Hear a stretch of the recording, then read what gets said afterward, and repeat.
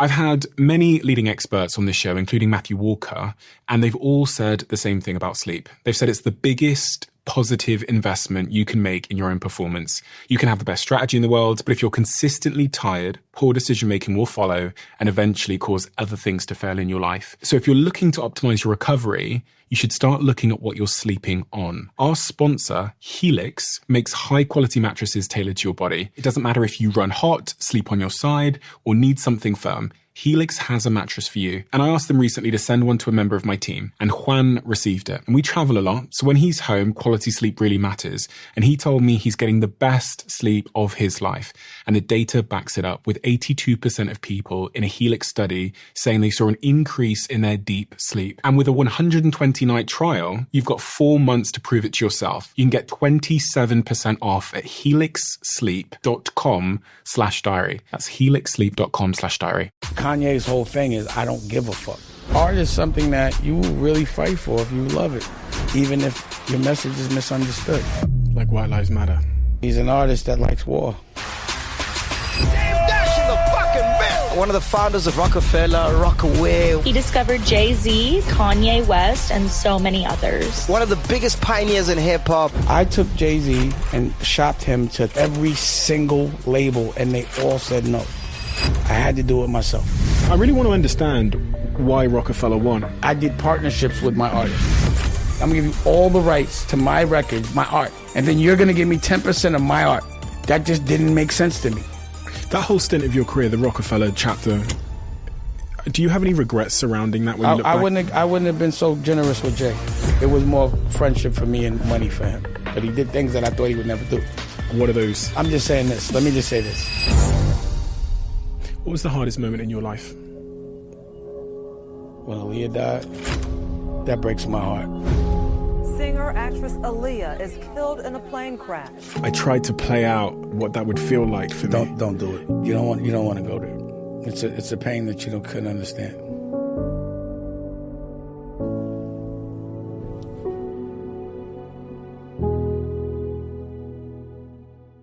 Without further ado, I'm Stephen Bartlett, and this is the Diary of a CEO. I hope nobody's listening, but if you are, then please keep this to yourself.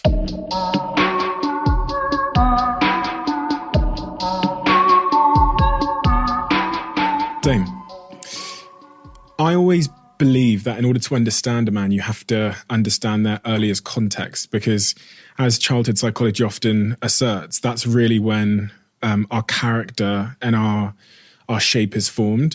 So can you take me back to your earliest context, the context that's most relevant to who you went on to become in your life back in Harlem on 109th and 1st Street? My first real memory of who I am is I remember being 4 and I was in nursery school and a teacher yelled at me or I got in trouble and I felt embarrassed. I felt uncomfortable.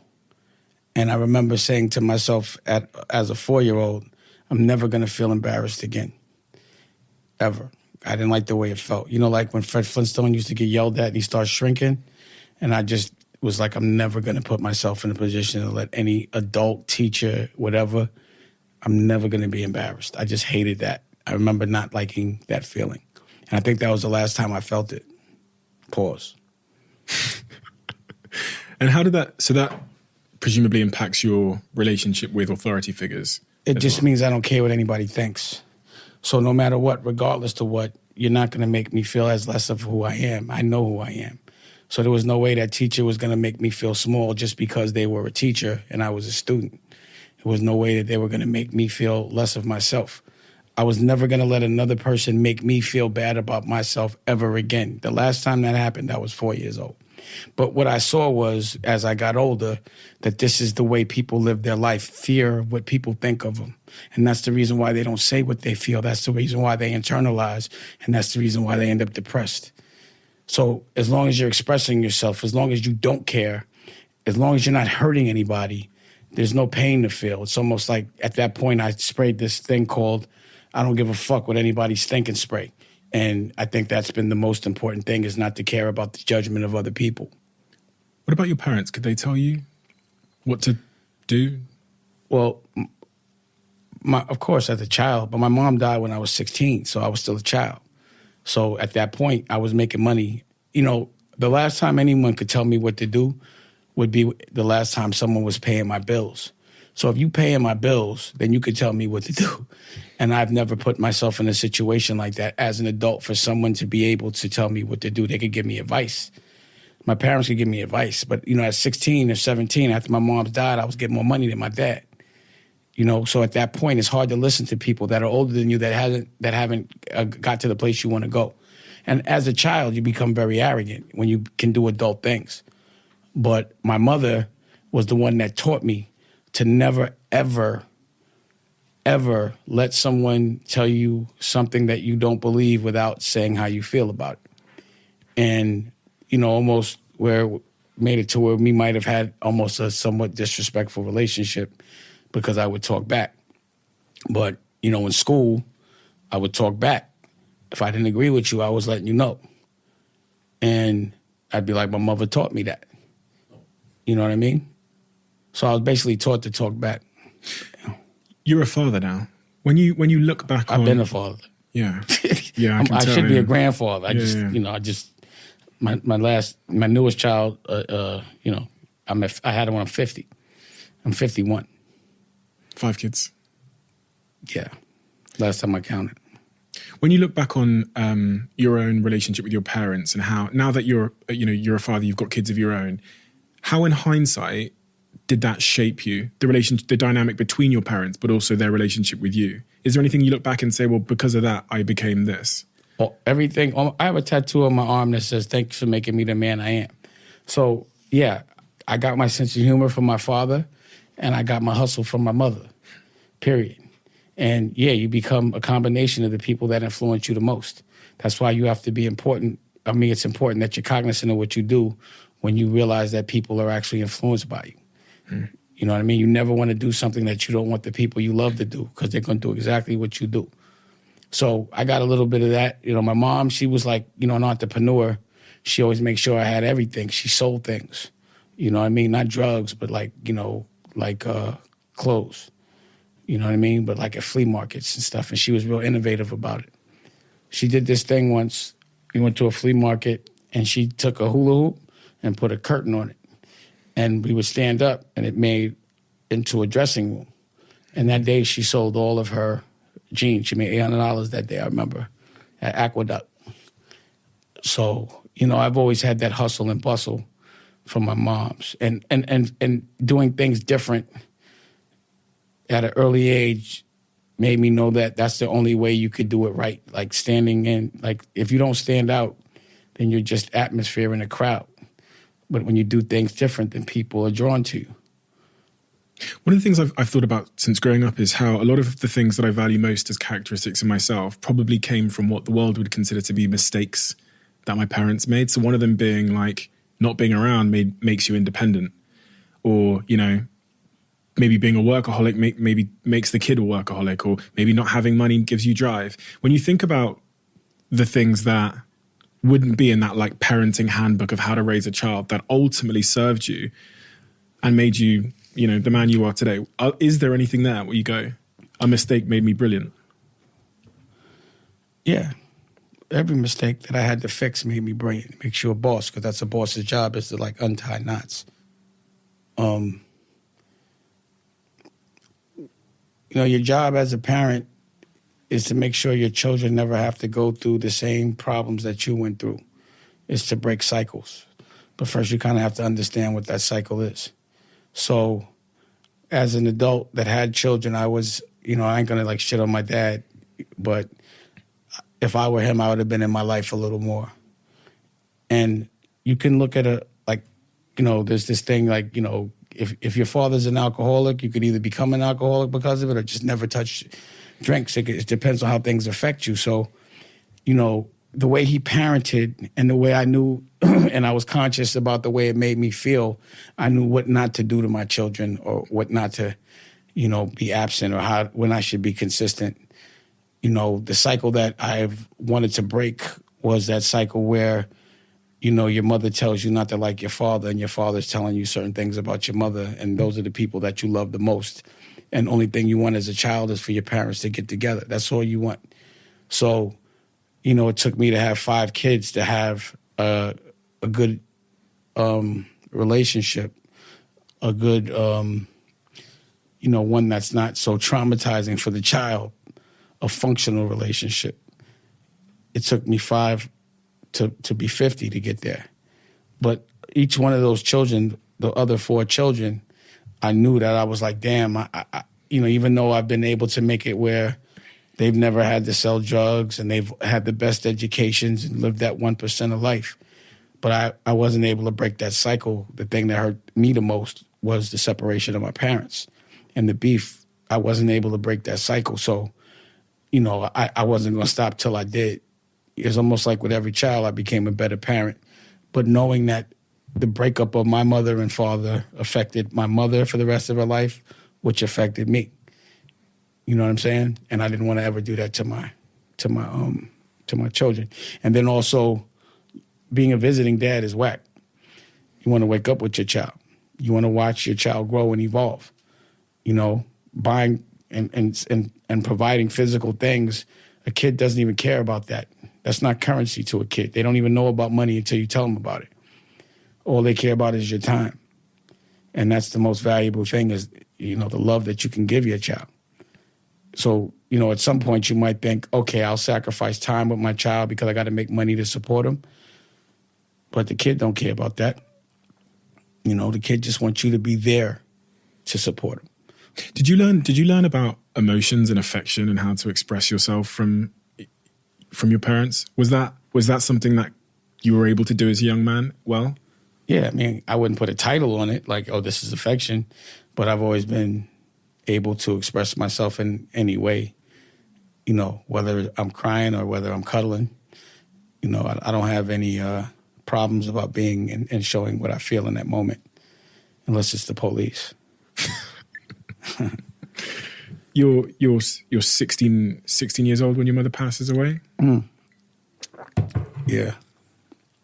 How does that change you? From everything I've read about that time in your life, she was everything. And I read that you'd said that was your biggest fear when you were a young man, was losing your mother.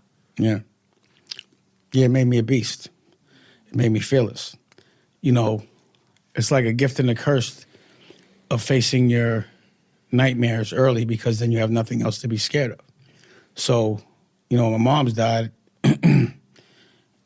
again, I didn't really care if I died because I'd be like, oh shit, I'd be with my mom's.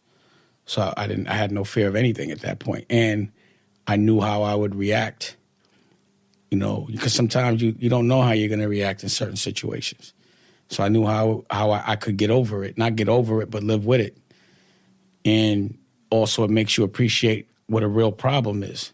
You know, like, yo, like after my mom's died, I was like, yo, if nobody's dying, I don't really want to hear about it. It could be fixed. I'm not going to ever be unhappy unless it has something to do with health, death, or freedom. You know what I'm saying? But other than that, nothing's going to ever make me worry. Like I'm not going to be, like a lot of people overreact to problems because they never had any.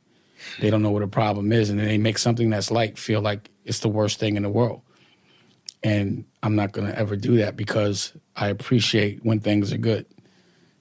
You know what I'm saying? It'd be like just in any second, some shit could happen that's fucked up. So in between those moments that you can't control, you have to enjoy life to the fullest, 100%. But sometimes you have to actually go through some pain early so you understand how to appreciate life moving forward. Same thing in me losing my girl, losing Aaliyah. You know, it wasn't the pain I thought that I would ever feel of, you know, you don't anticipate like losing your girl. But once you do, once you get a girl again, you don't let go and you appreciate love. You know, shit has to be taken from you. Things that are free, you find are priceless when they get taken from you, like freedom and people you love. You know, and then you're like, what was I complaining about? You know, I was rich, I was wealthy because I had love. And now I don't. And there's no money in the world that could bring it back. You know, once your health is gone, it don't matter how. You will spend any amount of money to get your health back if you're sitting in the bed compromised. Once your freedom is taken, you'll spend any amount of money to get out of jail, all of it, because you can't spend none of it while you're in jail other than on commissary, which is, you know. And then again, lose a friend, lose someone you love. If you could do you'd spend anything in the world to get that person back. But then you have to actually lose them to realize how much and how lucky you were to have them. So I try to appreciate life in the moment. I do appreciate life in the moment because I'd be like, what if this was taken from me? Then I'd be sick, 16 years old, losing your mum in that context in Harlem. How do you grieve that? Nobody teaches you how to grieve. Sell drugs. Sell drugs. Yeah. That's how I grieved. I was like, I'm got to go get money. You know what I'm saying? And, at that point, in that moment, I thought, because I was younger, that money meant happiness. So I would do anything for it in that moment. You know what I mean? Like, I was selling drugs. I was risking my freedom and my life and hurting other people. So that's how I did it. It was just occupying my time and moving forward, period. Is that grieving or is that a distraction? I don't know what you call it at that age. It's called getting through it. So, yeah, it's probably a distraction, But again, like, what are you going to do at 16? To me, I didn't have the money for a therapist or the hindsight to go get one in that moment. So I just sold drugs. Is that what you think in hindsight you needed? I didn't need anything. I like where I'm at now. I think every lesson that I've learned to get me to this place has been perfect for me and for the world. The world learns as I learn. That's the guy that I've become. I don't call them losses. I call them learning experiences. But when you do that publicly and you could always land or you always land back on your feet, the rest of the world learns from that. Tim Grover, who trained MJ and Kobe, said to me that you'll look into people's early years and you'll find trauma and things that have happened in pain, and it will often be responsible for their, as he called it, their light side, the thing that makes them great and famous and resilient and successful and win the gold medals. But then that thing is also responsible for their dark side, which can be it can be the insecurities, it can be the things that are less admired. Do you agree with that? And if so, what is your dark side? Well, I think it's natural to be worried when things are going good for a second because it's happened where things are going good and I've been devastated. But in that moment, I say, it's normal for you to think like that. You've been through it.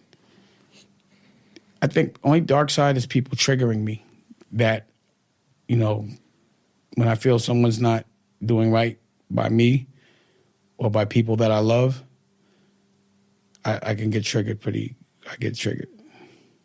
It's hard to control that side. Why? Why can you get easily triggered? Because there's been things that have been bothering me for a while. When you're in the street, you have to make examples of people. So any kind of weakness means that more people it makes you like a magnet for pain, like people trying to rob you or think you soft or whatever, especially when you run a crew, So you always have to be the strongest. You have to be willing to do anything that you're sending someone else to do. You know what I'm saying? So in the street, it's swing now, think about it later. It's survival mode. And what happens is, just because you're out of survival mode, your muscles and your natural instincts still do survival mode at times.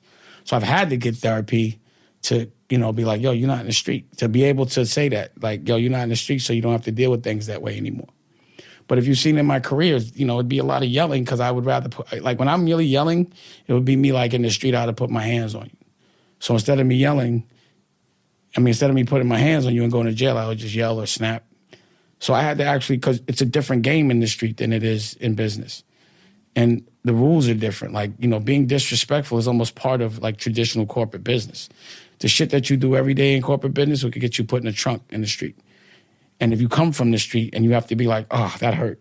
Like, I can't hurt you. I can't hit you. I can't do nothing. I can't defend myself.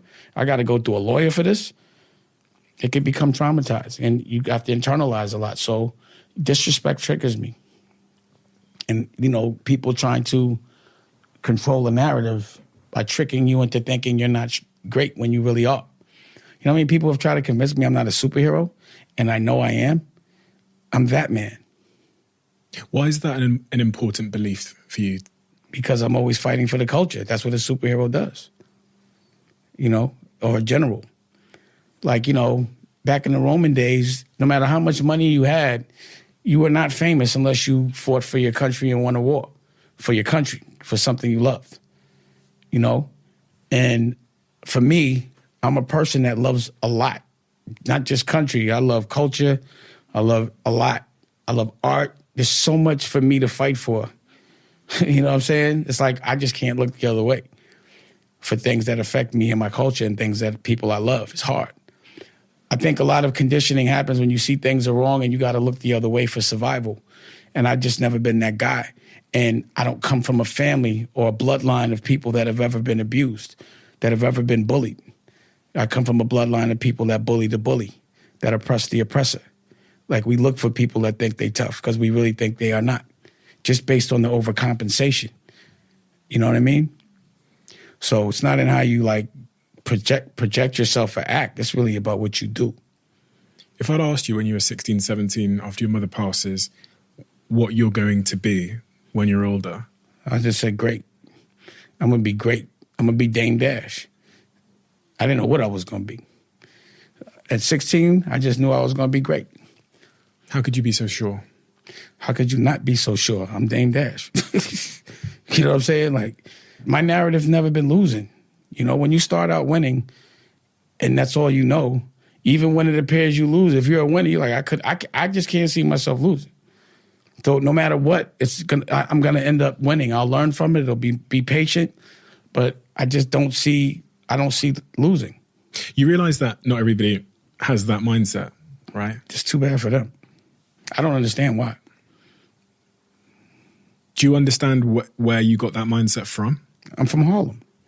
It's just a Harlem thing. I think my family, you know, and just winning. Like, you know, being that kid in school that was, like, good at all the sports, that could fight, could dance, funny. You know what I mean? I just don't see myself taking an L. That belief, has that built over time, like got stronger and reinforced by success over and over again, like this building of evidence about what you're capable of and who you are? Has it developed, or was it just always solid? I just never thought I wasn't going to win. Like, I don't know. I mean, like, for someone to ask me and say, like, that's crazy that you always think you're going to win, I really think that's crazy that you don't think you're always going to win. Like, the way I see the opposite, I just don't understand why I get into a fight that you think you're going to lose. And life is a fight every day. So why would I get into anything thinking I'm not going to make history? I'm like a little behind schedule for me right now. What do you mean by that? Well, again, in the beginning of my career, everything I did was for money. I was all about the money. And then this thing happened where it just became all about the art and being able to sustain doing what I want, being happy and being able to create, becoming a starving artist. And just being someone that not exploits artists, but actually is the artist. I was doing it the business way, and I was getting where I needed to go as far as touching pop culture, but the people around me were making it where I wasn't happy about it. It didn't feel good. And I decided to do it the artist way. So back then, I didn't know I would be like, fuck it, I just want to be an artist. I thought if I was just doing things for money, like, imagine what I'd be in the music business right now if I just was, like, exploiting everyone that's not smart.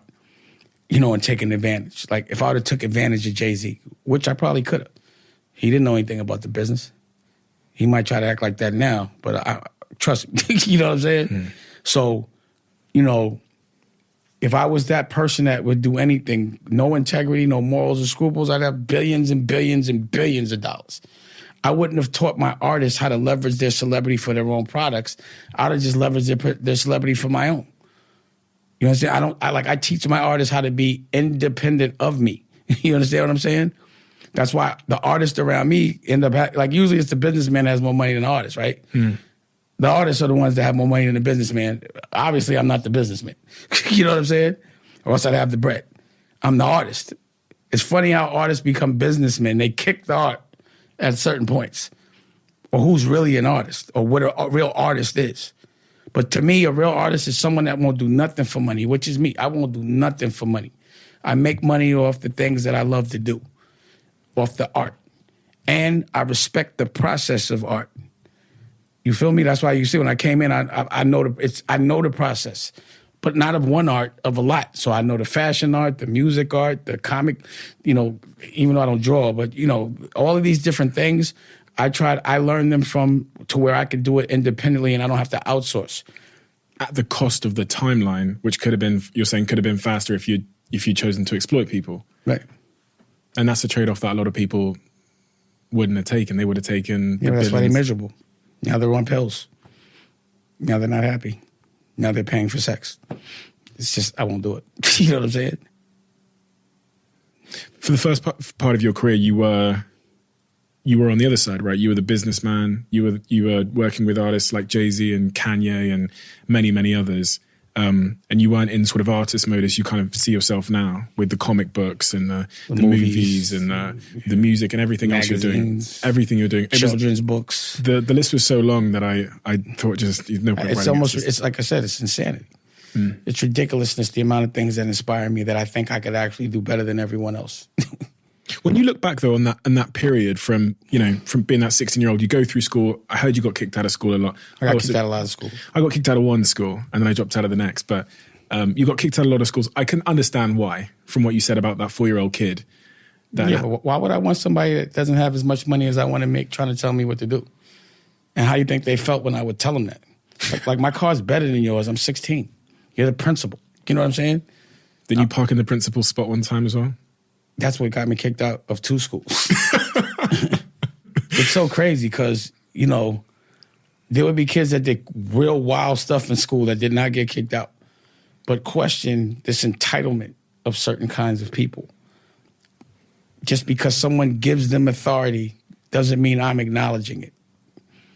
That journey that led you from there, from being kicked out of that school to, signing Jay-Z, building that career and all of that success around Jay-Z and Kanye. What was, when you look back at why you versus everyone else? What did you have to spot Jay-Z's talent, to spot Kanye's talent, to build them into stars, to create Roc-A-Fella alongside them? What was it about you, in hindsight, the characteristics of you as a person, that made you capable of doing such an endeavor? I mean, I just wasn't taking no. Like, if I believe someone's going to win, I'm 100% sure that they will, and then I fight and make sure that they do. Did you have history in music before Jay-Z? I mean, you'd been before successful being in the music business? Yeah. I was in the music business when I was 19. So I went from drug dealing to the music business. Do you not need any qualifications to become part of the music business? No. You could be the dumbest motherfucker in the world. That's why so many people are there. Really? In the music business, the traditional music business, they are figureheads that, like, if you ask the average president of a, label about P&L and quarterly, they won't know shit about that. They're just there because a white company or another culture can't say that they're running black people with a white face. So you need a figurehead there. Someone that will listen to what that person's telling them what to do. And that's why that industry was no bueno for me. I'm like, first of all, I never got hired in that industry. I came as a partner. But the funny thing is they couldn't recognize me as a partner because they were not. And I couldn't recognize them as generals. They'd be like, yo, how you going to talk to, you're a soldier. How could you talk to a general like that without thinking your teeth are going to get cracked? You understand what I'm saying? And they didn't understand that. Like, you don't understand. I own this shit. You work for somebody. Talk to me like the boss. And it's crazy how you will talk to the people that don't own shit like the boss. They just couldn't understand what that meant to own my actual equity, have ownership, not sell my rights to something and then let somebody else pay me for my work. That does not logically make sense. And it never did to me. You know what that means? Like, you have a grown-ass man saying and being proud to say I'm signed. Does that actually sound right? I'm signed to another man. No, it doesn't. But they've actually programmed us to believe it is. You're going to give me an advance. I'm going to give you all the rights to my records, everything that I've done, my art. And then you're going to give me 10% of my art. That's what the music business is, or 8% if you're lucky. That just didn't make sense to me. And I never did. I did partnerships with my artists, with the artists I work with in the businesses that I do now, just because I want people to maintain their manhood. Like, I don't ever say you signed to me. I'm not letting, I don't like the way that sounds. So, even the verbiage and the whole thing, just your masters, you know what I'm saying? All of those things are like trigger words, that unconsciously control us. Can we smoke in? If you want it. Yes. Is there, I don't know if there's, is that a fire alarm? Yeah, that's a smoke alarm. I just didn't know. Fire alarm, you can't smoke. You're not even from here, man. I have no idea. Don't even get out of here. That's just you just we're not in a hotel, okay? Is it going to go off? Because you think it'll go off? I have no idea what that is. That's a smoke alarm. It should be fine. It is what it is. It is what it is. I really want to understand why Roc-A-Fella won, and it's because it was real. Because it was real. It was real, and I wasn't having it. No one wanted to sign. Think about how this is the record industry. I took Jay-Z and shopped him to every single label, and they all said no. I had to do it myself. Why did they say no? Either he was too old, he rapped too fast, they just didn't have it. So we were like, we'll do it ourselves. So that's the thing. Remember when I said before, people been telling me I'm not a superhero, and I know I am, right? So if someone told you that you couldn't sell companies and do the things that you did because to them it's superhero shit. It's a dream that they can't come true for them. You feel me? Mm-hmm. Like you've done things that people want to do. Mm-hmm. And I guarantee you if you came with that idea to certain people, they'd say, give you 30 reasons why you can't do it. The reason why Roc-A-Fella was good, the reason why I did what I had to do was because I knew how to have a clear dream without anyone obstructing it. I knew how to visualize winning. So if somebody told me, you can't do that because of this, get out my dream. Because that's not the last thought I'm going to have with my dream, because my mind is powerful. And whatever I see in my mind, I can make happen. So what I'm living in is my dream. I dreamed about coming to London right now. In the past, this was a visualization. I didn't know exactly what I'd be doing in London, but I visualized doing a lot of shit. Talking to a lot of people. You understand what I'm saying? So if you can't visualize winning, then you will not win. And the average person, because we're programmed not to win, 99% of us are, we don't think anyone can. So when someone does, it's amazing. But it's just the program. As soon as you're born, I've said this before, you don't know about fear or what to be scared of until someone tells you what to be scared of. And a lot of what people tell you to be scared of is to actually be successful and dream and be independent and be on your own. What would you, like if you were a conniving person that wanted to take over the whole world and you had that kind of power, but you had to program everybody, the first thing I would do was take everybody's kids as soon as they wake up and program them for 8 hours a day on what I want them to do. I want you to go to college. I want you to get a job. I want you to work until you're 70. I want you to be unhappy. I want you to have debt. I want you to go get a loan to go to college. And then I want you to work that off. And if you don't go to college, then you make your parents' dreams into a nightmare. Most kids only go to college for their parents. You understand what I'm saying? And then you pay for that. So when I look at hieroglyphics, I never see school. I think parents love their children the most. No one's going to love their kids more than the people that made them. Those should be the people teaching them. Why would you put a kid in a room behind a desk when the sun is out for their whole entire childhood? Not put them in front of water or ocean or anything that inspires them. Dim lights. If you notice, schools, jails, and hospitals all look exactly the same. Why wouldn't it be in something inspiring? Why? Because it's a program to keep us controlled. When you have to have order of masses, you have to have them all doing the same thing so you can know what they're doing, you can monetize what they're doing, you know how they're doing it. So at a very early age, I was like, yo, all this shit y'all teaching me, first of all, none of it makes me think I'm number one. It would make me, if I believed that y'all were teaching me, especially back then, that I'm number two, that I could never be a boss, that there could never be a black president. They never teach us how to pass laws and lobby or be politicians, and that's the only way to make change. So it has to be strategic. So when a cycle continues over and over again without change, It's either insanity or it's intentional. Somebody's losing, which is us, but somebody's winning, which is them. And they're controlling the game. So now we have to make our own game, which behooves us. But the patterns that are implemented, like you said, the DNA of who you are starts when you're a child. What happens as soon as you're 4 or 5 years old? Until you get taught what to read, how to read, what to do, and you're also told that the only way you could break a social class is to be an athlete or be in entertainment. And both are provided for you in school. So you just cash out and don't go to school, get an education. You go and invest all your dreams in being an athlete, which is like lotto. And when it doesn't happen, they build a jail based on those that don't graduate. That's how they build jail cells, which is a independent sector.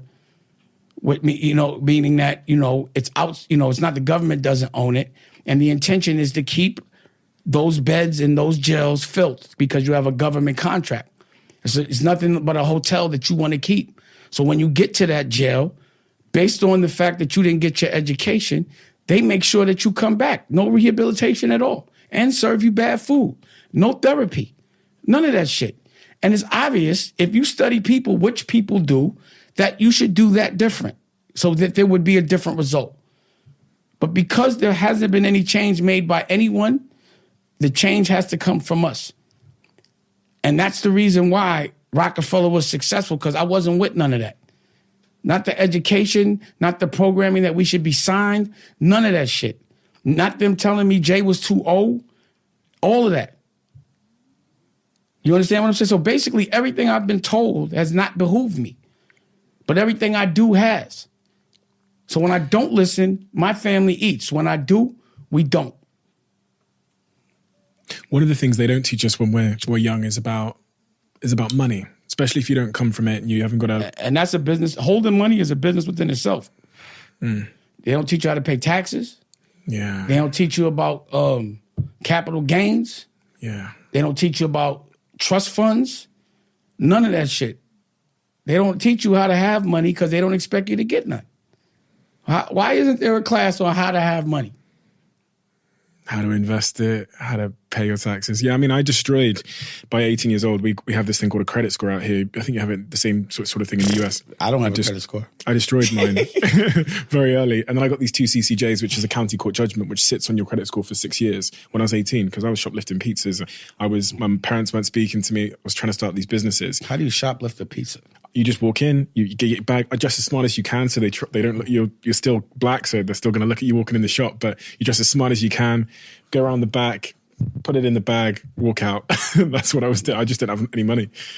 But I destroyed my financial credit before I knew what it was. But it didn't bother you because you still did what you had to do. I was convinced I was going to make millions anyway. So in the street, there is no credit. There's no contracts. Your word is your contract. Your honor is, and if you come from that, like, that's the way I was introduced to life, was the honor, not the contract, not the paper, but the heart and the soul, And that's another reason why I was like, I can't be a businessman because it means my honor game is out the window. How did you learn those lessons of business? You start Roc-A-Fella, but you haven't gone to business school.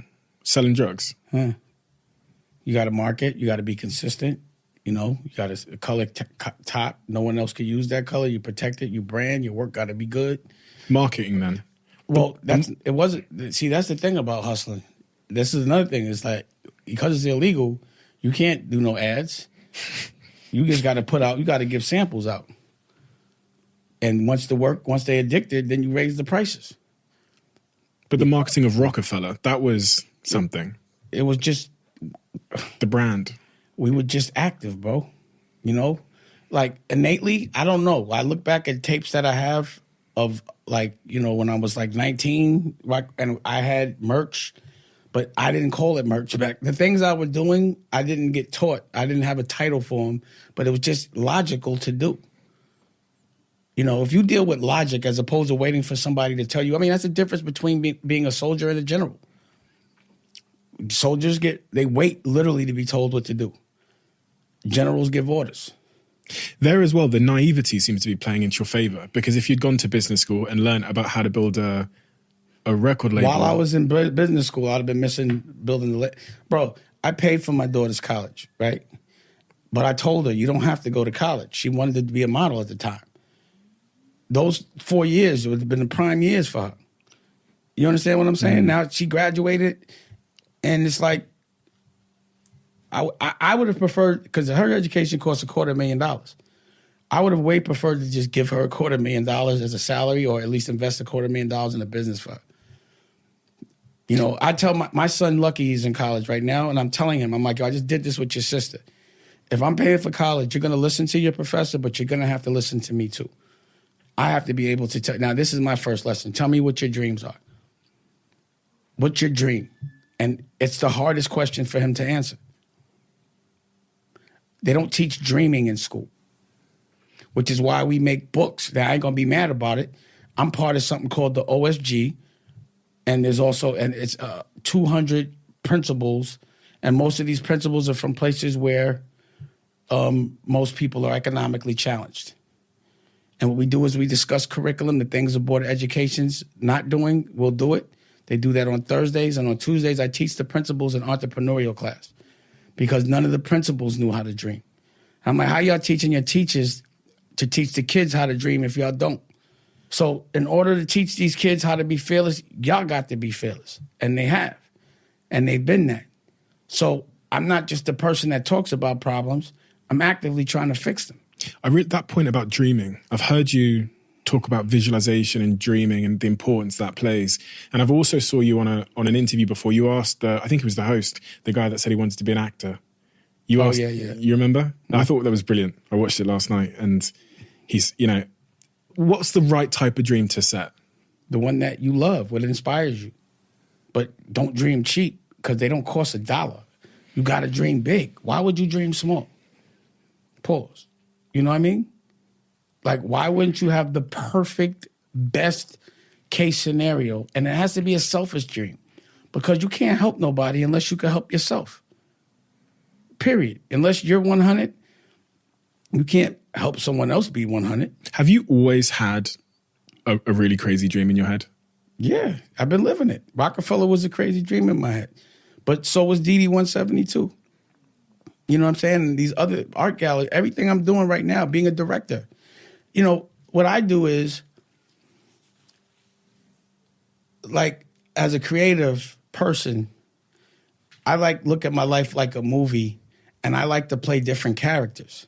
So I got to play the gangster character early, got that out the way.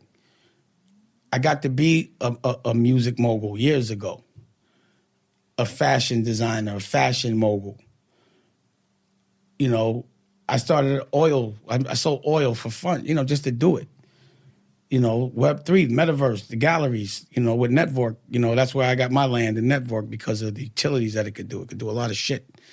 Just playing these different roles. Where does focus come into this? Because this is None. I'm insane. I don't have any focus. That's the problem. If there is a problem, that is it. I drive my staff and my crew crazy. Every day there's a new idea. I'm inspired, and I want to make it happen tangible, or it bothers me. And I have the wherewithal to make it happen. I'm a starving artist, but starving is relative for me. You know? I'm going to always have a staff that can make my dreams come true. So while I'm in London, trust me, the 3rd edition of the magazine is being, right as we speak, and right now I can feel it actually being drawn and written, you know? What I came to learn probably the hard way about this point of focus is, like, I have all these dreams and things I want to do, but they all come at the cost of the things I'm currently doing because there's 24 hours in a day. Even my team's time is finite. So if you're well aware that focus is an issue for you and that, you know, you can't do everything, how have you not sort of stopped, reined yourself in a little bit with all these ideas and projects you have going on? Because as I said, I read the list and I was like, Jesus. Sometimes I have to, like, completely detach. So the last 3 months, I just left LA. I've been trying to stay away from creative things. I've been hiding my cameras from me. You understand what I mean? I'm staying away from people that inspire me. I'm telling you. You know what I mean? I'm in the house looking at a lake. Me and my girl and my baby. For the last couple of years, maybe I'd say 9 to 10, I've just been a creative. And I've been creating. And I haven't been outside. I haven't been trying to promote or do any of those things. But I have so many tangible, physical assets, goods that need to be sold right now, that it's time to be great. So I've proven to myself that I can be an artist. Now I need to prove to myself I can make money off being an artist. Why does that matter? So I can pay the bills. So I can make more art. To be able to have every single thing physically that everyone that's sold out has is important to me, so people can know they could do it on their own. So if you see that Dame did it, and I'm like a regular guy to me, besides the superhero shit. But if I could do it, most people believe that they can as well. So it's important to lead by example. You know, a lot of people give these like classes and this, that, and the third. I'll be like, yo, just look at what I'm doing. I'm not talking about, like, as I'm talking, I don't make a living from talking. I make a living from actually talking about the things I'm doing, but the living comes from the things I'm doing. You understand what I'm saying? Mm-hmm. Like, I got shit I'm doing. Like, I'm not just, I got a movie to show you right now, 3. I got a magazine to show you right now. I got a comic book to show you right now. I got a children's book to show you right now. You know what I mean? Mm-hmm. I got a whole, I got so many different fashion lines. You know, I have an album out right now.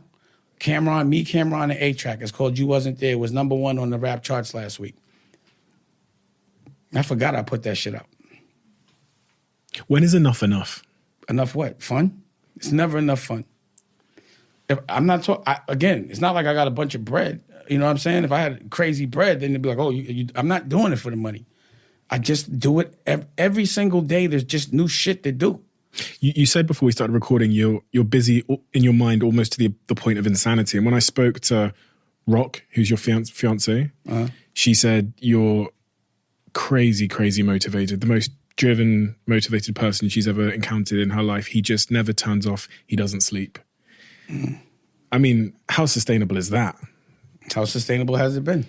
You tell me. You tell me. I'm 51, 52. I'm chilling. Almost to the point of insanity, though. He doesn't turn off. He doesn't sleep. I'm just having so much fun. It's not like I'm like, I don't leave her, though. It's not like I don't leave. I don't leave the house. I'm up working. So it's like, oh, shit, there's music to make, you know? Or, oh, shit, there's a movie to make. You know, there's just so much to do. And I'm having mad fun. So my dream, like when I'm, like literally, like physically when I go to sleep and dream at night, my life is better than anything I could be dreaming about. And I'd be like literally I wake up like, whew, I'm glad I have to stay in that. Like, am I still in my house? Like, you know what I mean? Like, I love, if God, listen, for me not to take advantage of all the opportunity that God has given me based on where I'm from, it would be disrespectful to the opportunities that are presented for me to sleep right now.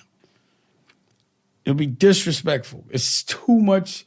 Like, I am very aware that I live a privileged life compared to most people because I can actually do things based on art all day. So it just would be disrespectful to art, you know? If I was coming up, right, so say I hadn't done anything in my life and I was a young kid, 18 years old, and I'm saying, Dame, I've got all these ideas. You know, I've got this book, a comic book, the TV, the movie, da-da-da. What advice would you give me in terms of... I'd say focus. Interesting. But the thing about it is the difference is when I say I have all these ideas, I'm also showing you tangible things. Can you execute? People have ideas all day. Not many people can execute. I can. See, that's where there's a gift and a curse. Because I can finish. Because I actually can do it. Because I will do it. You understand what I'm saying? That's a curse, isn't it? Yeah. But I love it. The reason I'm really obsessing about this topic is I've been talking to my team. Some of them seems like it must be a similar relatable problem. And that's exactly why I'm really picking at it because, you know, Don't worry about it. We're told that we can't move in 10 different dimensions at one time. But we really can. But what about 20? You could do 50. But then it comes at the cost of one of those. And that's what I've been contending with. What in life doesn't come with a cost? So I'll give you an example. This podcast here, we could start multiple podcasts with loads of different creators. So do it. But even 5% of my time thinking about that problem is taken from like my companies. Let me show you. Let me equate that to you. So there are people that can cook very well for their family. But a real chef has to cook 1,000 plates every fucking night. he does not do that on his own. He has other chefs that he teaches. So that's part of being a business person. Like, look at Walt Disney. Like, look at Disney. They do a bunch of shit to insanity, but it gets done. So that's where the business comes. See, I'm lucky enough that I can understand my left and right side of the brain, but I kind of understand if you do two things, both of them working at the same time, it doesn't work out. Because when you're dealing with money, you can't be emotional. But when you're dealing with art, it's pure emotion. So when I'm shooting movies and people try to make me do business, I be mad. Like, get the fuck, don't. It's not going to come from a businessman's place. It's going to come from an emotional place. So, you know, identifying when to turn off, turn on, it's tricky. Have you ever overextended yourself in terms of taking on too much and thought, fuck, I need to... Always. Like, you got to remember, like, I don't have no support. It's all me, financially. So all these things that got made from one pocket. You know what I'm saying? An independent pocket. So it's never no money to look at. Like, I'm always racing a storm. When things happen to me in life, it's like, what's the message here, right? So we had this crib in Florida. First 2 weeks, lightning hit the crib, blew out the fucking air conditioners. And you can't be in Florida without air conditioners in the summer. And then this hurricane comes through. So the hurricane is on its way. I got to go to the Black Caucus in Washington and have a commission meeting and do a panel for the Congressman, Andre Carson, in the commission. And I'm like, yo, I'm not going to be able to fly out of any Florida. So we go to Hilton Head. We got a crib in Hilton Head, and Rocky's parents are from Hilton Head. So we go to Hilton Head, 6 hours away. The storm comes to Hilton Head. I got to go to Washington. So while the storm's coming, is getting ready to go in the direction, I got to time it because we can't fly. So luckily, because I'm able to move around, I got a Sprinter, got a driver. I'm like, yo, I'm going to drive there. It's only 8 hours away. But the hurricane's coming through. It might catch you. How many hours I got? 3. All right, let's go. We here. The wind is catching us. We got to get, you know what I mean? But that's what my life is like. I felt no fear, which was crazy. You know what I'm saying? It was like fun. And what was crazy about it wasn't a paid gig. Now, if it was a paid gig, I wouldn't have went. But because I made a commitment, because the commission is important to me, and the congressman threw a commission dinner in the middle of the Black Caucus, and, he also had a panel for me to speak on. And before COVID, I was supposed to speak on a panel, and I missed my flight because of traffic. So I was like, I can't do that to him again. You know what I mean? So it was like, damn, you'll go out in a hurricane for something you believe in and for honor. And for money, I'd have been like, fuck the money. You know what I'm saying? I know I would have. But my point is, my life is like that. It's like it's always close. You know what I mean? And I don't mind it. One of the things that your fiance said to my team when we spoke to her was that you value that and loyalty exceptionally high. It's everything. I could just tell you this. Where I'm from, survival is honor. So if you don't play the game right, you end up dead or in jail, period. And you have to play the game right. Unspoken laws. Just honor. And I just always looked at people that were honorable and how cool it looks to be honorable. How fly it is, because honor's not convenient. It's when it's something that's challenging and it's something that you don't want to do, but you do it anyway because of honor. Give me an example of what you mean when you say honor. What is that in the streets? What is it in business to you now? Being a man of your word. So if you agree to something, that's it.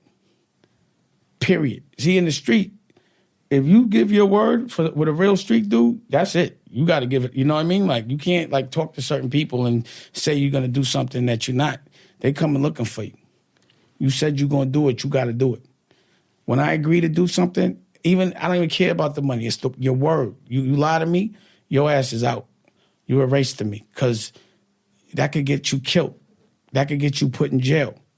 Those are characteristics of people that unhonorable means you're going to tell on somebody to get yourself out of trouble that doesn't usually deserve it.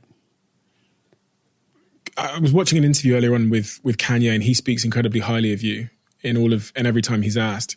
I was actually more compelled by you're heavily credited for sort of discovering Kanye and seeing something in him, again, like Jay-Z, at a time when no one else did.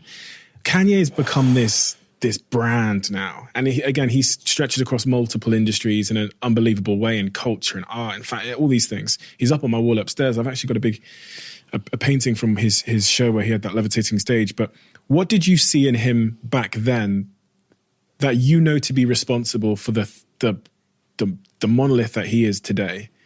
What was it about him? What made him different? He would listen. Kanye listened. Like, if I said, yo, have cameras with you, he had cameras with you. When he broke his jaw, and I had to send him the equipment, and with that through the wire, with his jaw broke, I remember bringing him to London, and I'd be like, yo, rap. He'd just jump on the table and rap.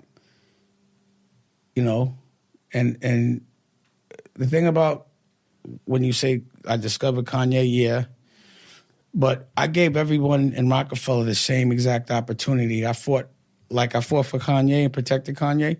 I did that for every single artist. He just chose to do and take the opportunity and the protection and run with it until he didn't need any more. And no one else did. What is his brilliance in your assessment? That he's so confident in his dreams that they happen, period. But what y'all might not realize about Kanye, and I'll probably leave it at that way, is that my personal experience with him, just watching him move around, is that he's completely committed to what he's giving you.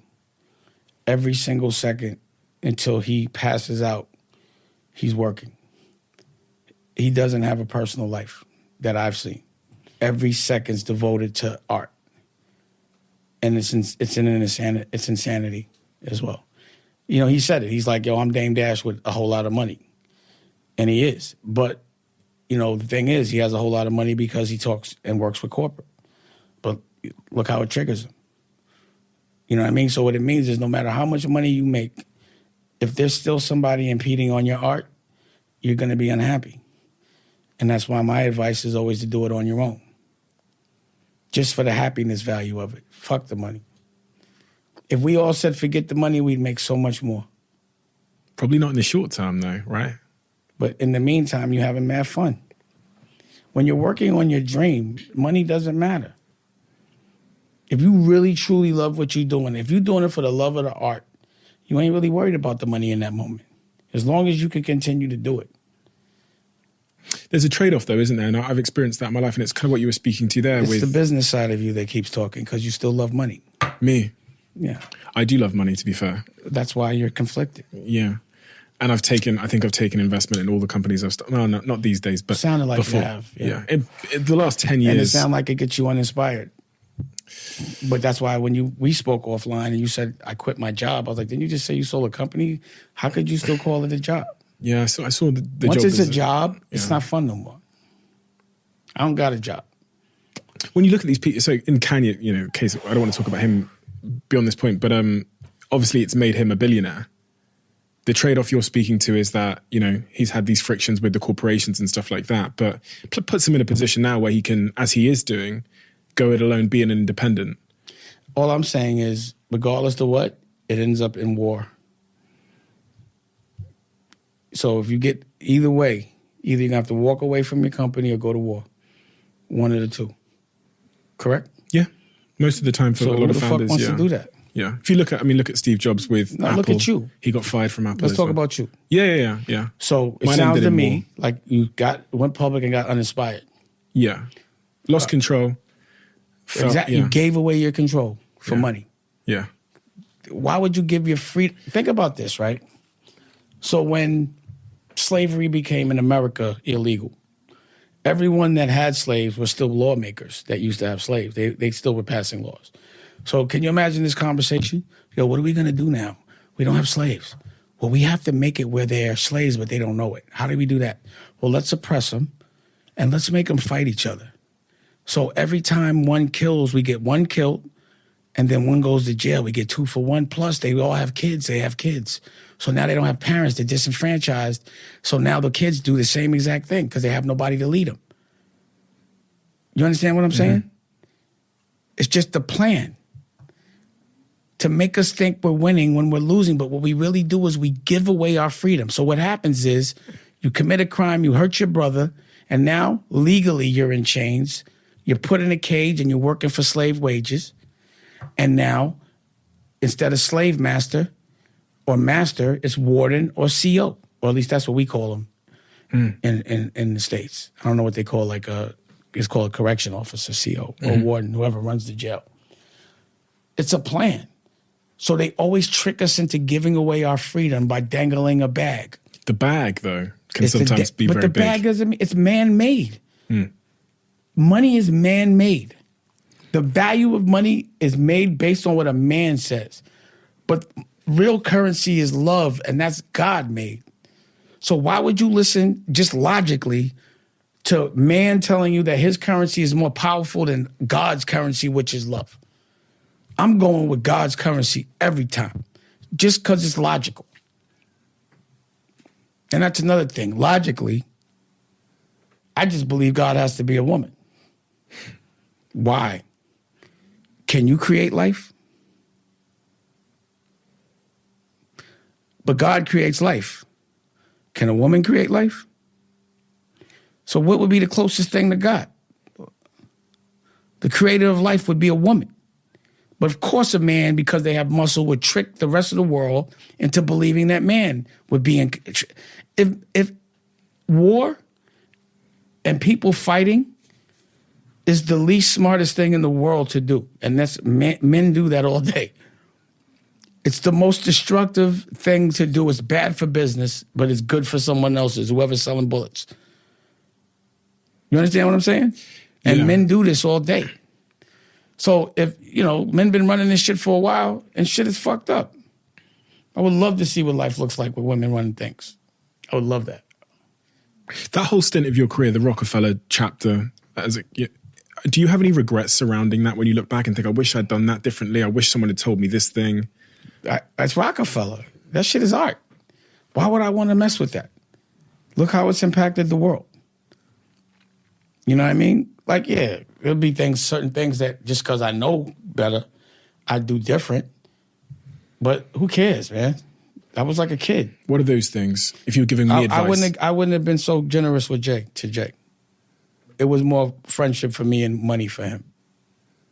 And I always felt that, but I ignored it a little. You regret ignoring that? I don't regret it. I wouldn't have let certain things happen because I didn't think they could happen. You know what I'm saying? He would never do that. But he did things that I thought he would never do. So now I would be like, he would do that. And I would make sure it didn't happen. So Roc-A-Fella would probably still exist right now. I made those mistakes too. It is what it is. Actually, the life that I got after Roc-A-Fella was it's been so fulfilling and I've had so much fun. I just opened up art galleries all over the world and made music with cool people, and I just been doing cool shit for the last 10 years. I was compelled by what you said earlier when you said Roc-A-Fella would still exist. Yeah. Okay, you tell me what was the end of Roc-A-Fella and why it happened. From what I understand, and again, this is just what I've read, there was a dinner that took place between you and Jay where Jay wanted to sell Roc-A-Fella to Def Jam. No, that's not what happened. Okay, well, there you go. We met at dinner because I had heard from L.A. Reid that Jay was like, I'll take the job of president, but Damon and Biggs can't be down with Roc-A-Fella. And L.A. Reid was like, yo, and I thought John McNeely had said this shit. I was like, Jay could have never said that. And we went and he did me public place, the whole shit, and told me this shit. And I was just like, fucking serious? Jay told you that? He said, yeah, I want to be looked at as a businessman. And as long as you're around, I can't be looked at as a businessman. But I was like, what's that got to do with Roc-A-Fella? So he was like, yo, y'all can have Roc-A-Fella, but just give me my reasonable doubt masters back. I said, let me think about it. And I went and did a screening of The Woodsman. And I was like, yo, come with me to the screening so he could walk the carpet. He's like, nah, you're all dressed up. And I was like, this nigga never helps. But my point is, regardless of what, Roc-A-Fella still existed. It's just I didn't run it. So why isn't there still a Roc-A-Fella? Roc-A-Fella was sold, right? In the end? It was sold, but they gave Jay to run Roc-A-Fella. So Kanye was still there. Everybody was still there. Why is there no more Roc-A-Fella? You tell me. Well, usually when a rapper runs other rappers, it doesn't happen. It doesn't work no more. It just means there was no Roc-A-Fella unless I run it. That's it. So I would have continued to run it. I wouldn't have put that, I would have dealt with it different. And how, when you're going forward in like... But I didn't want to run Roc-A-Fella no more. I was done with that. At that time, I was already at Rockware. My office was not, I wasn't fucking with music no more. And Rockware was making a lot of money, right? Yeah, but it was just more, I was just inspired. I was just sick of being in that building and dealing with dumb shit. I was done with the music business. I wanted to do fashion. I was done with it. So I looked at it as an out. Like, out of obligation, I would have still ran Roc-A-Fella because I gave my commitment. But because they was acting silly, I was like, yo, take it. I want to go anyway. You know what I'm saying? Mm. But, How do you feel towards Jay-Z now? I don't feel nothing. No bad feelings, no good feelings? No feelings. I deal with feelings and they would probably not be so complimentary. He's obviously achieved, tremendous success in all he's done in multi-industries and all that kind of thing. What is it about him that you think has put him in that position?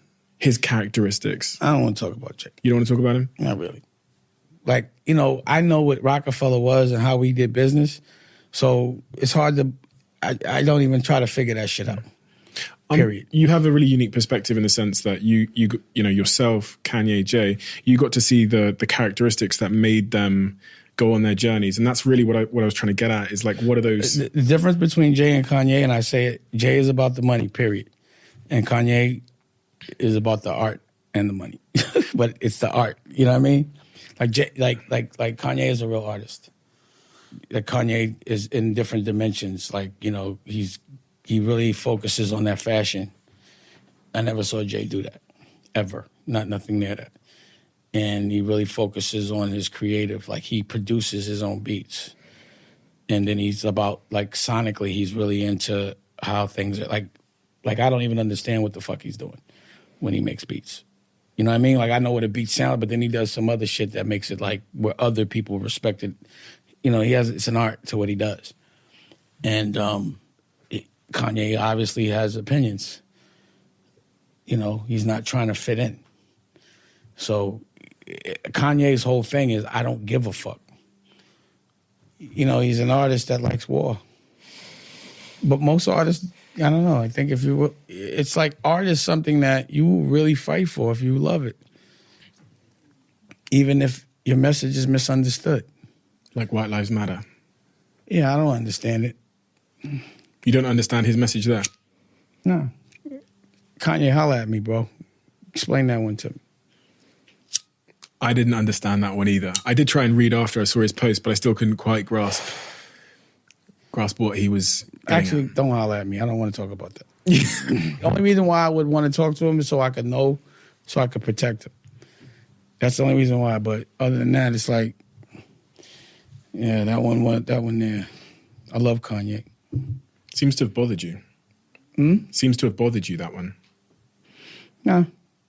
Nothing he does bothers me. I know about Kanye. I know that his thing is to trigger. So he's a triggerer. So if I'm not going to be triggered, you know what I'm saying? Like, he likes that shit. I don't, that ain't me. I mean, it's fun to watch, but certain things I'd be like, like I said, we have a relationship where if I don't agree with him, we have conversations.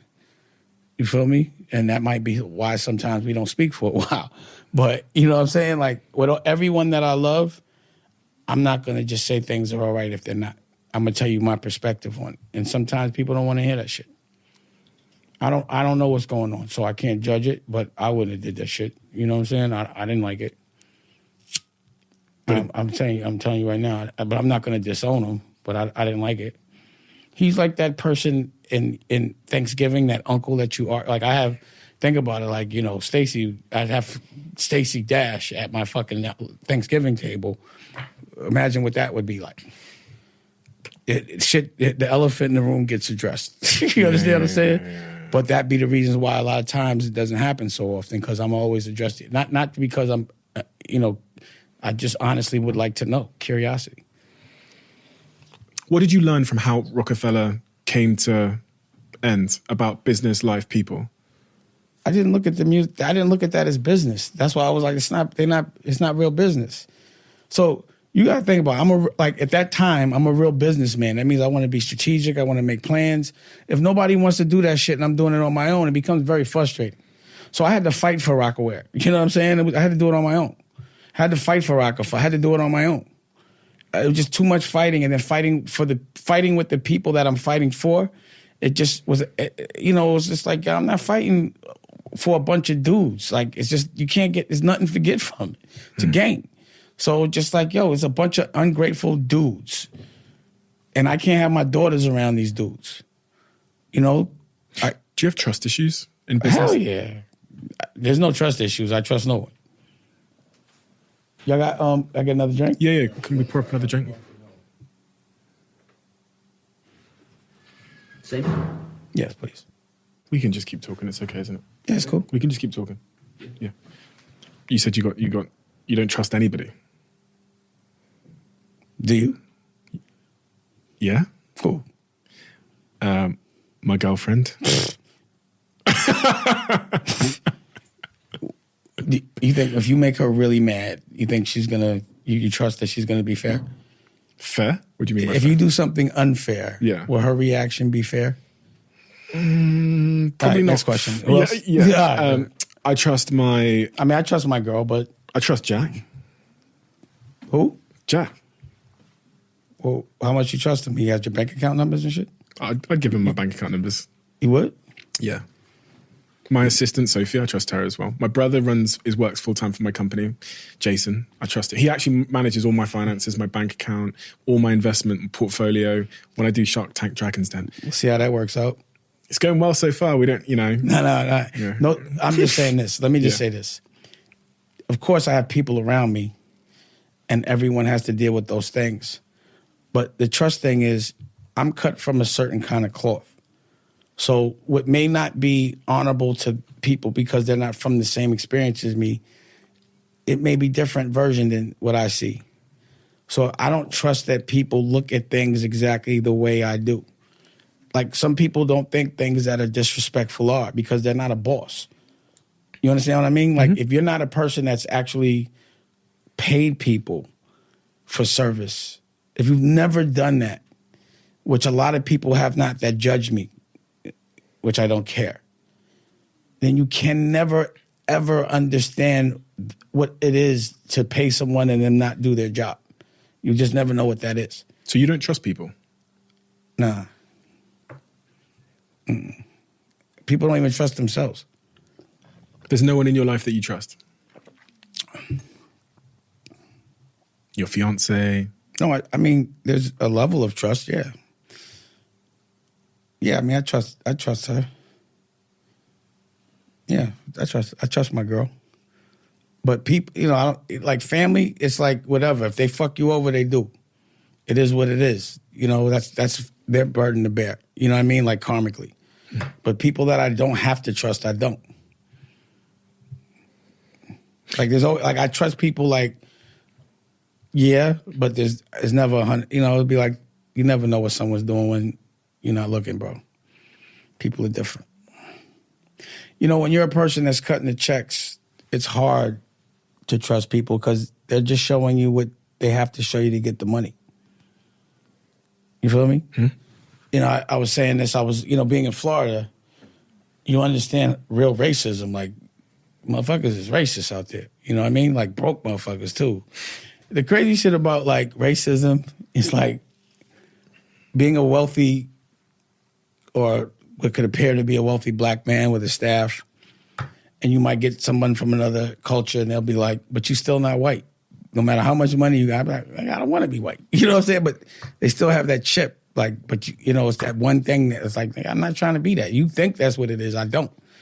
You feel what I'm saying? But what I understood is I've never had to feel racism because I'm always the person that's hiring and firing people. A racist is never going to act like a racist in front of me. He'll get fired or worse. You know what I'm saying? But if you're a person that's not in that position, you have to deal with racism. Imagine someone that's racist, your boss. And that's a lot of people. So the only way to really combat racism is economic empowerment. You have to either own the bricks, you have to be the boss. And then you select the people that you want around you. And if they want to be racist, they better internalize that and go get some therapy because a black man's telling you what to do. On that point of the people you have around you, how do you pick those people? What are you looking for when you're hiring somebody or you're looking for someone to partner with? What characteristics are you looking for? They got to be the best at what they do that I need to hire them for. And I prefer a certain kind of discipline. What kind of discipline? That every hour of the day that you work in, that you love what you do, you know, that you respect my time and my money. But, you know, it's just really at this point, like when you're looking to invest in somebody, you look at potential. But when I'm hiring somebody now, their potential has had to have already realized itself because I'm paying you. It's like a professional team. So there's favors, there's certain relationships that I have that are completely personal. And I'll work with you because we have a personal relationship. I'll help you. That's personal. But when I'm really paying you, you just got to be at this point, you need to be the best at what you do. So let's look at your work. You know what I mean? I just need to see your work. I need to see what you've done before you work with me. So if I hire a DP, I need to see they real. What do you think about pessimism in people you're working with? Because I've seen from watching your interviews that you seem to have a real problem with people that... I hate negative people. If you're negative, you got to get away from me. And there are people that come negative, because that's just what they've been raised, but they're skilled. And it hasn't worked out because of that. Because you just lead with negative first. You know, if I have an idea, the first thing you want to talk about is the problems with it, then we got an issue. There's a time to talk about problems, but not while I'm dreaming. And hard work. You know, in our culture, there's been a bit of a movement around hard work that, you know, work-life balance and these kind of conversations. What do you think about work-life balance and the importance of hard work in achieving big dreams? Hard work is everything. And if you look at the people, you know, there's this misconception that black people could only have black people work for them. You know what I mean? Like, you know. In the US, more so than here. Probably. Yeah. And that's where I'm coming from. That's PTSD, whatever. Yeah. So, you know, what I find is I'm not trying to only hire my culture because I know my culture. I know my culture. I'm trying to take over the whole world. So I'm going to have Benetton, and I have Benetton, like it's black, white, Chinese, it's every kind of person in my crew because I want to speak every language. I don't want to be wrong. I don't want to be good for somebody black. It's time to be good for I'm the best human. I'm going at everybody. And there's also this thing where, you know, it's always like black people should only have education for black people. And I think there should be new education for black and white people. There just needs to be new education. It needs for us to figure out how to come together as a human race. Because it's been strategic that for the last 100 years, we've been saying the black thing. Always. It's always separation, which gives fear, which is what causes racism. But I just believe if we're at least the landlords and we can make a curriculum that everyone can fuck with, it's us make it. It's just about us being the ones to make the shit. I believe it would be good for everybody. No fear, because, you know, we're not worried about someone else and them taking over what it looks like. We already know what it looks like. You know what I mean? It'd be like, yo, let's keep everybody happy. As long as this division is, nothing gets done. And again, that's another thing that I feel is strategic. So when I make a movie, I'm not like, yo, this movie's for black people. I'm like, this shit for everybody. This ain't just good for black people. This is my shit better than everybody's shit. You feel me? I'm not just trying to educate us. I'm trying to educate everybody. Because if we're the only one educated, then we really going to have a big fight. Because once we getting enlightened and people acting stupid, we ain't going to have it. So we have to evolve everyone. You understand what I mean? Everyone needs to catch up. We're all human. Forget the past so much. Learn from it. But let's talk about how to move forward in the future collectively. You mentioned at the start of this conversation that you went and had therapy to understand yourself a little bit and to understand your triggers and what was triggering you and where that came from. What age did that happen? Well, being a child like myself, I was always put in therapy no matter what, but I didn't talk. But as I got older, like when Aaliyah died, I just always was looking at it like I might need a consultant that didn't have a dog in the fight to tell me if my actions were right or wrong or to give me advice, sort of like a consigliere. But what I understand about therapy is black people don't get it. So the study of therapy doesn't come from our trauma. It comes from other people. So when we finally do get it, it's in the wrong language. So we have to find therapists that actually speak our language that come from similar traumas and so they know how to talk to us. So that's why I have a program called Healing is Gangster. Taj, he's also in the commission, is a therapist that's been through everything, if not more. And now is actually got his doctrine and he's a therapist, you know what I mean? And that's the person I talk to daily. Like anytime that I'm unsure about how to react to certain things, the times I'm the most unsure is with my children. And that's when I call him. But then, you know, I had to fight to even be able to see my daughters. So I had to go to court-ordered therapy, and I learned a lot there about how to raise my daughters. So the difference between 25-year-old Damon and 50-year-old Damon, 25-year-old Damon would have thought, because I had Boogie, I was a single father. No one ever talks about that. Went to court and got him. But I used to bring him into my environment and thought that was fathering. But with a child, you have to go to your child's environment. And I needed therapy to actually show me that, how much better it is for me to become a 7-year-old than for my 7-year-old to have to become a 50-year-old. You understand what I'm saying? And be in a place that they don't care about. See, the things that you care about as an adult, your kids don't care about. Just think about what you cared about at certain ages. So you'd be like, oh, you know, they don't care. None of my kids care about any famous people. They don't even know them until they get older. They don't care about anything that I had because that's all they know. It's not like a big deal. It's not like a comparison. Like they're not in another, you know, life where they're, you know, some social class below. And then they're like, oh, you know what I mean? It's just what they know. They just want time and they want you to do what they're doing and they want you to speak in their language. And that's what I've learned. That's why I've made all of these with my girl for my son. She's made children's books and syllabuses from the womb to 3 years old and all this programming on how to interact with your child. You understand what I'm saying? So I'm a way better parent now, which is most important. What was the hardest moment in your life? When my mom's died, when Aaliyah died. When people die, that's the shit that's the hardest. But everything else is easy. When I read about, well, I obviously remember the news, the global news when Aaliyah died, but when I read about it before you came here, now that I'm in a relationship with someone that I love, I tried to play out, well, I played out in my head what that would feel like for me. Don't do it. Yeah, I just couldn't. I couldn't get there. My brain wouldn't let me go all the way. You don't want to go there. It's a pain that you couldn't understand. But surviving that pain has made me very cool. What was that period of your life like? It was sad. But, you know, things were going on. So it was like it was me organizing myself to still be strong, because when people see that you're weak, they attack, and people were actually getting cute. It was me proving to myself that I'm a real general, that I could work with a broken heart. Is there a cost to that, always being strong? Nah. I'm not saying that I didn't feel. I'm just saying I had to learn I had to lead by example.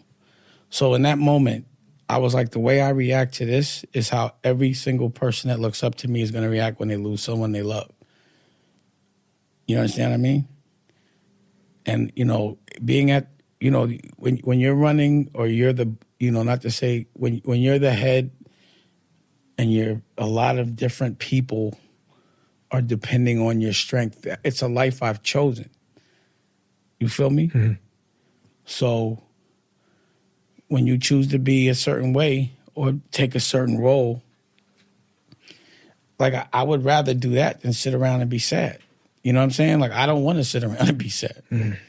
You know, for me, it's like life. I have so much fun that when natural tragedies happen, when things happen that are going to happen to people just, a matter of when, I can't let that fuck up my front. It's just the test. But, it takes reading and therapy to organize, to be able to move at a professional level. But, Your 5 children. If they're to be successful and happy in their lives, what lessons are you imparting on them to set them up for success and happiness? The thing is, the people that are the hardest to talk to are my children, But I think my daughter Ava, who's been through as a youngster, been through the wars and all that, but like where she is now, I really feel good about my parenting skills because she knows what happiness is. And she just loves the family so much.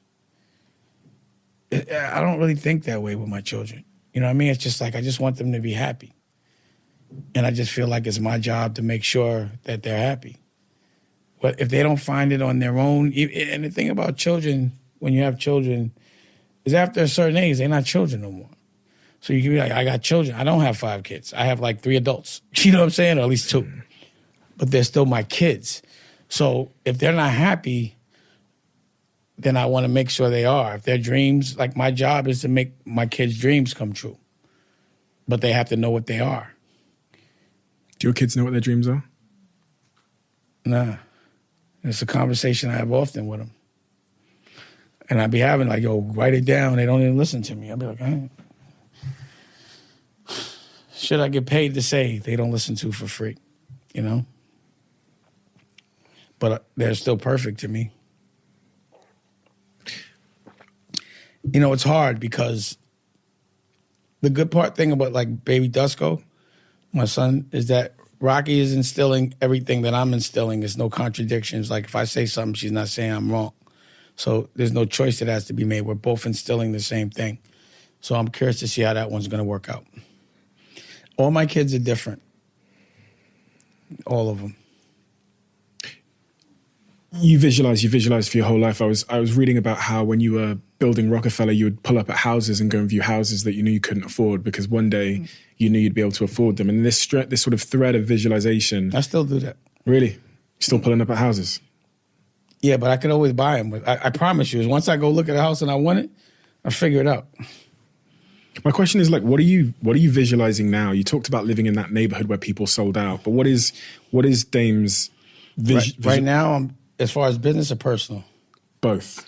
Personal, I'm visualizing like 100 acres, having a farm and a studio and just frolicking, but having a private jet, you know what I mean? And maybe it's in Hawaii, there's a lot of things there. Business, it's turning Dame Dash Studios into what I call like a Disney, I'm visualizing buying schools, going into marketplaces where, they might think it's dilapidated and taking a building that's messed up and turning it into something creative and bringing kids in there and teaching them. There's a couple of laws I'm visualizing passing or getting passed. I'm visualizing what our culture looks like in the Web3 space, getting past the monkeys, and making it more about creativities and not some static, that's not creative, that could have, racial implications and connotations. With all these things going on, you still said earlier that you feel like you're behind schedule in your life's roadmap. Yeah. If you were on schedule, what would that look like? All those things would be true? All of those things would have been realized? All of those dreams? Yeah. It's crazy because I think what I'm most bothered about is the fashion business for me. Because, I did a lot with Rachel and then it's like we flushed that one down the toilet. And I really love fashion. So I think the next thing that I want to get back in fashion. And also my age, like I'm 50, and I've always wondered what I would look like fashion-wise at 50 because, styles change and I'm not trendy. I'm more like, I'm kind of, but not really. You feel me? And a lot of the people that I've molded, or at least that I worked with when they were younger, are now doing very well in fashion. So I'm like, I always liked the fashion world. That was always my favorite world. So I got to get back. I think I want to get back into fashion.